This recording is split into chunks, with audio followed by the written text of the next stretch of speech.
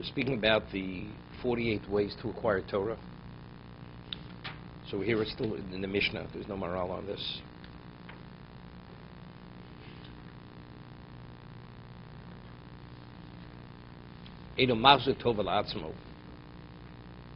That's where we left off. Or he's beloved by others. He loves Hashem. Oivis Abrios. He loves people. He's Oivis Abrios.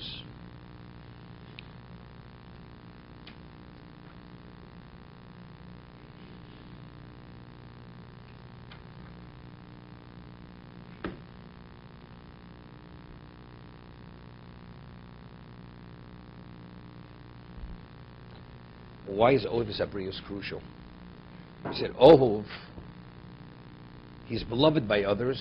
So we said maybe because that's a Kiddush Hashem.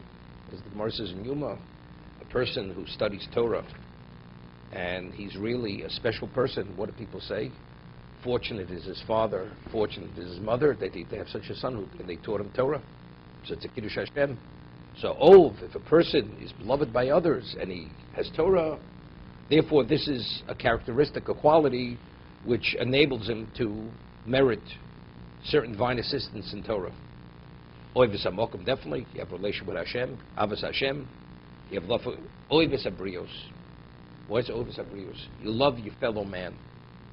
Why loving your fellow man? Why is that so crucial to the acquisition of Torah?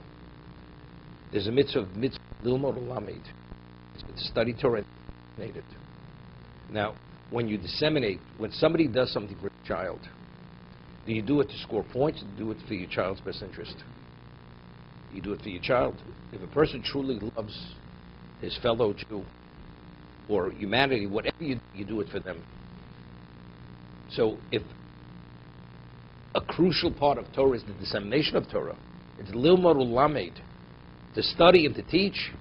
So if a person's only putting up with people, he's not truly interested in their best interest. He's not really disseminating properly. So when do you really are mostly effective? Oivis Abrios. If you love your fellow person, so you're giving it with all your heart, fully dedicated, and not only that, you teach him what's in his best interest.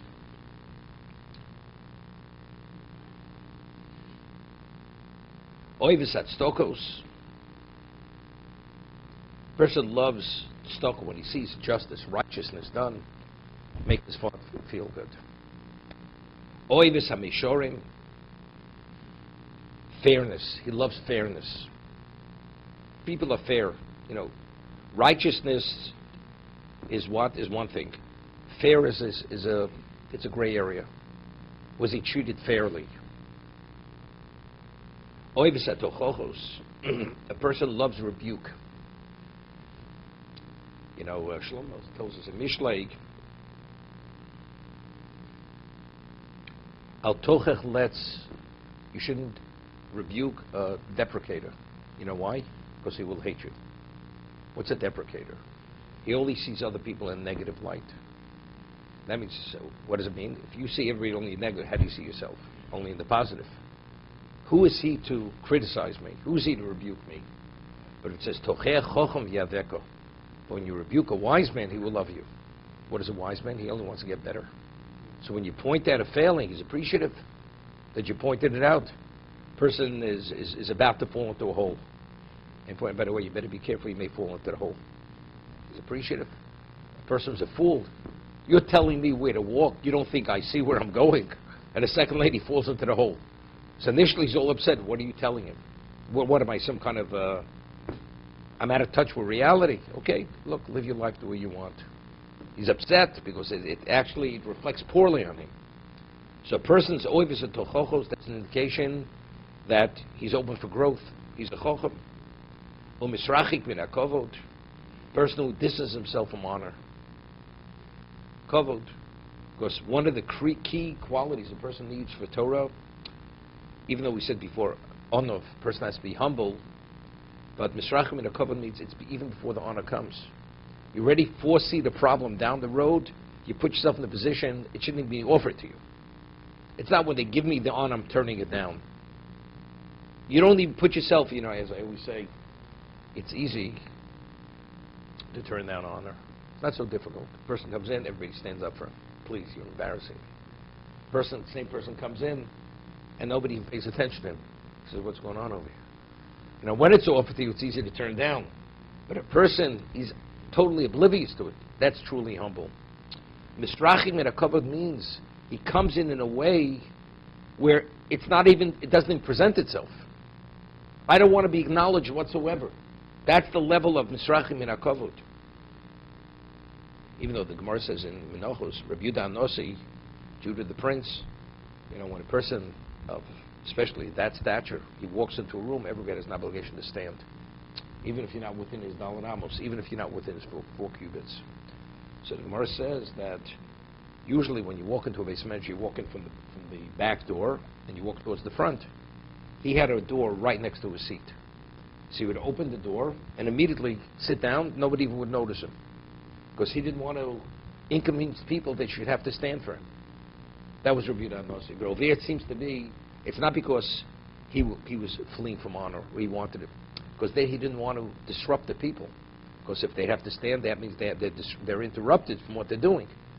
Because over there, what was the honor? The honor that they would give Rabbi Yehuda, that was Chovot Torah. It wasn't giving him honor for himself as a person. They were honoring what he represents. It's a whole different dimension of a whole different concept. A person doesn't feel inflated because of his Torah.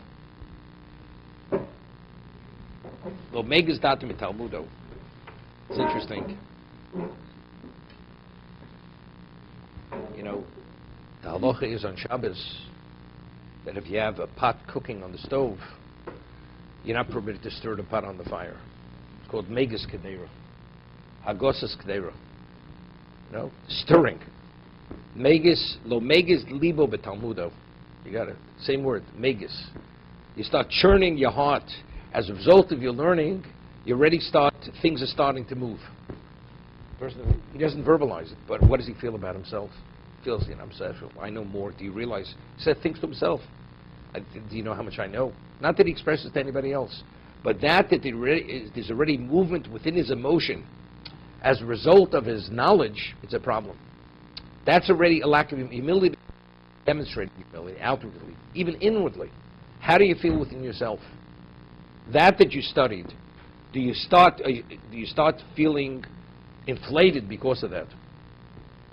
Do you pride yourself that a person who's a fine person, does he pride himself that he doesn't steal? Do you realize I don't steal? What do you mean steal? You're a subhuman being if you steal. It's not something you pride yourself. If you study Torah, you pride yourself. You were created to study Torah, so it's not something you pride yourself. That's what every Jew is supposed to do. So the moment you megas libo b'talmudo, the moment a person goes, he says, person comes, he prides himself that he paid his entrance fee to get in. He didn't sneak in to the theater. You're priding yourself. What kind of human being are you? Right? See, you see it as being something special. It reflects poorly on you.